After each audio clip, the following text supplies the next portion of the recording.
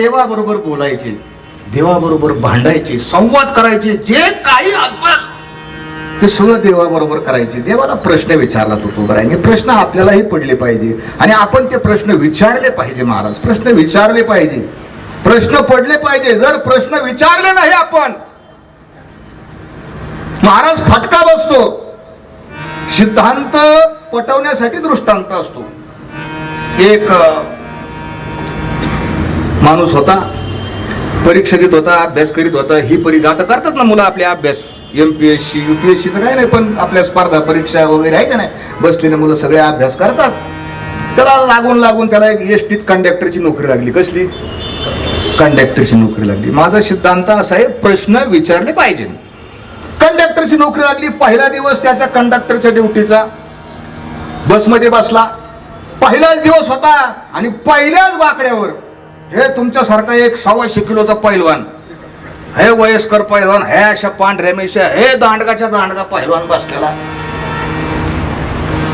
आता ते कंडक्टर आता आजच्या काळातला परीक्षा पास झाला कसं तरी लागला बा. तिने पाहिलं मला, तिकीट तिकीट तिकीट तिकीट केलं.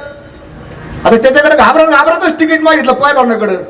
तिने असं रागा पाहिलं, म्हणलं पैलवान तिकीट काढीत नसतोय, पुढं वय. आता ते पहिला दिवस होता, गारबाळला जाऊन द्या म्हणे, कुठं नादी लागत आहे. गेला, पुढचे तिकीट काढले. दुसऱ्या दिवशी तीच गाडी लागली, तिच्यातच लागली ड्युटी, तिच्यात एक दिवस पैलवान बस. त्याला 1 दिवस झाले, 2 दिवस झाले, याला इतकं टेन्शन आलं. म्हणलं या पैलवानाला दाखवायचंच म्हणलं. आता बघा आता काय, माझ्याकडे 6 महिन्याची सुट्टी टाकली. किती? आणि पुढे गेला, कोल्हापूरला गेला. हे काजू घेतले, बदाम घेतले, तूप घेतले. 6 महिने नुसती मेहनत केली. 60 किलो वजन होतं, त्याने बी 125 किलो वजन केलं.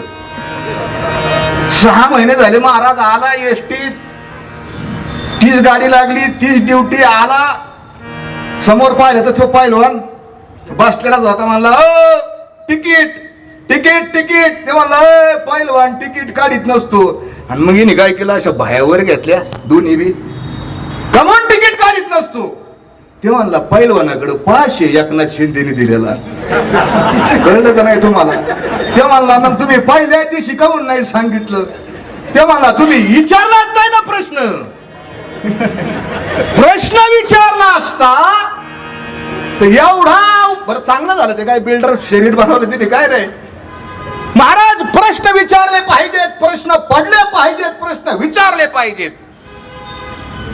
साधू संतांनी, वारकऱ्यांनी आम्हाला प्रश्न विचारायचे शिकवले. हे ज्ञान या ठिकाणी दिलं महाराज सगळ्या संतांनी. एका चंपावती नगरी मधल्या, चंपावती नगरी म्हणजे काय, आजच्या बीड जिल्हा. कारण कवीश्वर महिपती महाराजांनी त्यांच्या पोथीमध्ये चंपावती नगरी लिहिलं. आणि त्या चंपावती नगरीमधून एक देशपांडे नावाचे गृहस्थ, सद्गृहस्थ वयस्कर होते. त्यांना असं वाटलं आपलं आयुष्य गेलं, काहीतरी परमार्थ घडला पाहिजे, पुरुषार्थ 4 घडले पाहिजे. आणि मग त्यांनी पहिल्यांदा पंढरीची वारी केली. पंढरीची वारी आले, पंढरपूरला पायी पायी पायी पायी आले. पंढरपूरला अनुष्ठान केलं 42 दिवसाचं. 42 दिवसाचं अनुष्ठान केलं. महिपती महाराजांनी लिहून ठेवलं आणि त्यांना पांडुरंगाने साक्षात्कार दिला. तुझा जर उद्धार करायचा असेल तर तू काय कर, तू आळंदीला जा. कुठं जा? आळंदीला. आळंदीला कोण आहे? कोण आहे आळंदीला? महाविष्णूचा अवतार सखा माझा ज्ञानेश्वर. जा तिथं, तुला ते मार्ग सांगतील. कारण मार्ग संत सांगत असतात. आणि मग तो साधक आपला चालत चालत आळंदीची वारी केली. आळंदीला आला. आळंदीला त्यानं धरणं धरलं. कारण सगळ्या अभंगात, सगळ्या ग्रंथामध्ये धरणं हा शब्द आलेला आहे. धरणं धरलं. देवा ज्ञानोबा राया माऊली, काय करा माझ्यावर उपकार करा, माझा उद्धार कसा होईल ते सांगा. आणि मग असं त्यानं काही दिवस धरणं दिल्यानंतर 42 दिवस धरणं दिलं असं त्याच्यामध्ये लिहिलेलं आहे. आणि 42 दिवस धरणं धरलं. धरणं धरल्यानंतर ज्ञानोबा राय त्याच्या स्वप्नात आले. कुठं आले? स्वप्नात आले.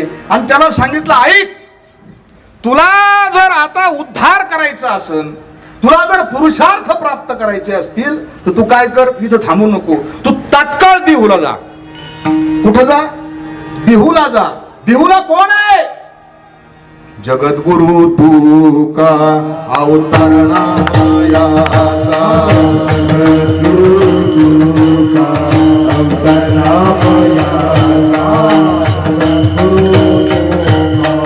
अवतरणा मायाचा,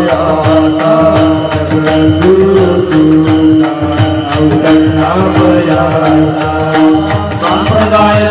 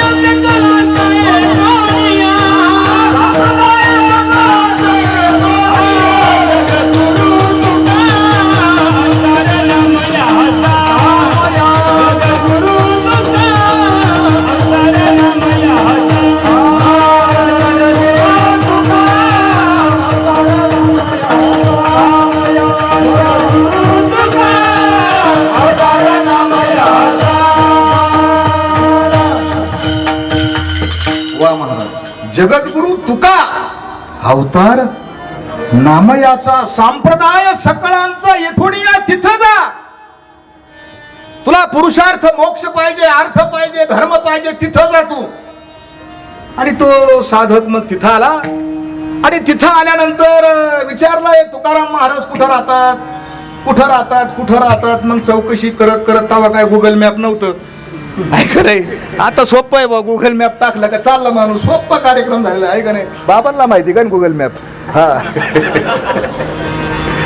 आला, त्याला असं वाटलं की फारच मोठे कोणीतरी असतील, त्यांच्या दारामध्ये सोन्याचा पिंपळ असण्याची शक्यता आहे. ज्या अर्थी ज्ञानोबारायांनी सांगितलं साधं घर होतं. आता ते वर्णन सगळं आलेलं आहे, मोडकेच घर, आमकं धमकं सगळं वर्णन आलं. त्याला वाटलं कसं काय ज्ञानोबारायांनी मला इथं पाठवलं. परमार्थ करायला सगळ्यात महत्वाचा विश्वास लागतो. कुठं लागतो? संताच्या पायावर विश्वास लागतो. महाराज तो आला, त्याच्या मनामध्ये संभ्रम निर्माण झाला, पण गेला. आता ज्ञानोबारायांची आज्ञा होती, गेला महाराज. आणि त्यांनी तुकोबारायांचं सगळं पाहिलं. तुकाराम महाराज आपल्यासारखे शेतकरी रानातून काम करून आले होते, त्यांचे तसेच कपडे जसे होते तसे आपले रानातून आले. पाहिलं त्यांनी, अरे असं कसं होईल? महाराज म्हणजे कसा असतो? आपल्या डोक्यात काय संकल्पना? महाराज म्हणजे महाराज पाहिजे, त्याचे कपडे कसे पाहिजे?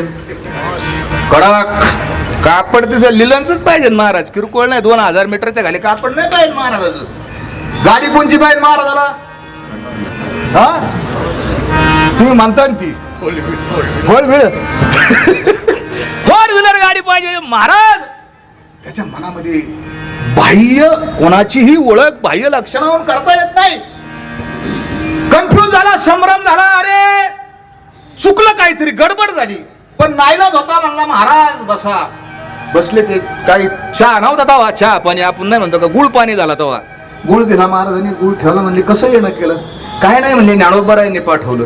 आणि मग तुकोबारायांच्या मुखातून शब्द बाहेर पडले, काय ज्ञानेश्वरी उणे जिही पाठविले धरणे.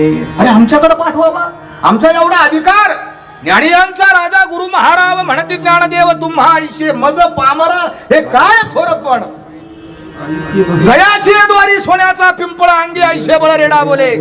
जयाने घातली मुक्तीची गवांधी मिळवली मांडी. एवढा मोठा अधिकार तुमचा ज्ञानोबा आहे, आणि तुम्ही माझ्यासारख्या पामराकडं. ठीक आहे म्हटले. आणि मग बसले. काय पाहिजे तुम्हाला? त्यांनी सांगितलं मला अर्थ पाहिजे. काय करू? मला धर्म सांगा, मला मोक्ष सांगा.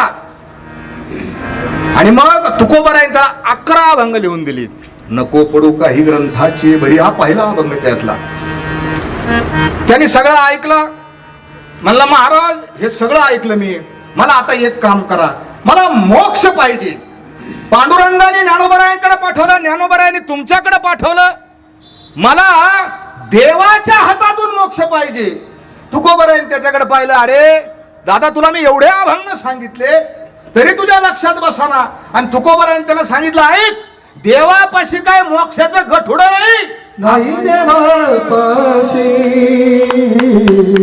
मोक्षाचे गाठोडे.